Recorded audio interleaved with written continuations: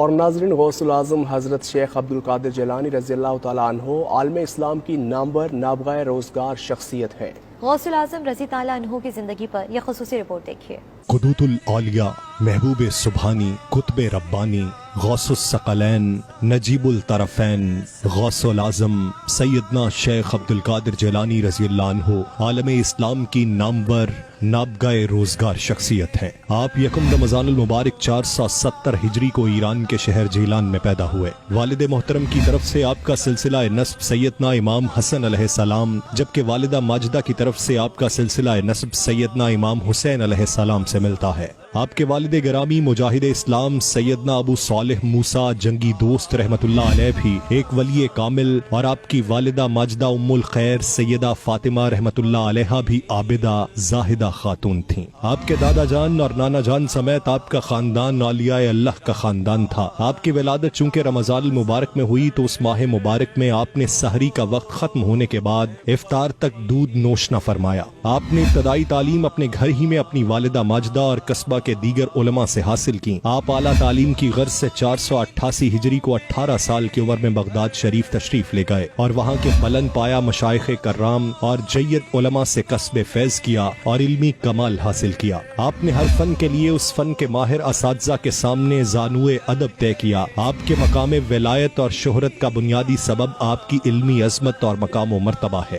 عراق کے گوشے گوشے سے بکثرت علمی سوالات آتے جنہیں پڑھ کر آپ فوراً جواب لکھوا کر ارسال فرماتے۔ علمی وسعت اور قوت حافظہ کا یہ عالم تھا کہ مشکل ترین مسئلے میں بھی کتب کی طرف رجوع کی بہت کم حاجت ہوتی۔ آپ 13 مختلف علوم پڑھاتے تھے اور ہر علم کا علیحدہ علیحدہ وقت مقرر تھا۔ آپ کو علم و عمل، حال اور فتویٰ نویسی کے اقلیم کی حکمرانی حاصل تھی۔ مشکل ترین علمی معاملے کے حل کے لیے آپ ہی کو مشکل کشا سمجھا جاتا اور فقہائے وقت آپ کے جواب پر سرے تسلیم خم کرتے۔ آپ کی مجالس عرفان میں اکتساب علم کی غرض سے بڑے بڑے علماء اور فقہا موجود ہوتے تھے۔ آپ کی مجلس میں شریک ہونے والوں کی تعداد ہزاروں میں ہونے کے باوجود جب آپ واز فرماتے تو تمام لوگوں تک آپ کی آواز برابر پہنچتی۔ سیدنا شیخ عبدالقادر جیلانی رضی اللہ عنہ نے اپنی تعلیمات سے امت مسلمہ کے علمی، عملی، روحانی اور سیاسی و معاشرتی زوال کو نہ صرف ختم کیا بلکہ معرفت الہی اور نبی کریم صلی اللہ علیہ وآلہ وسلم کی محبت و اطاعت کا درس بھی دیا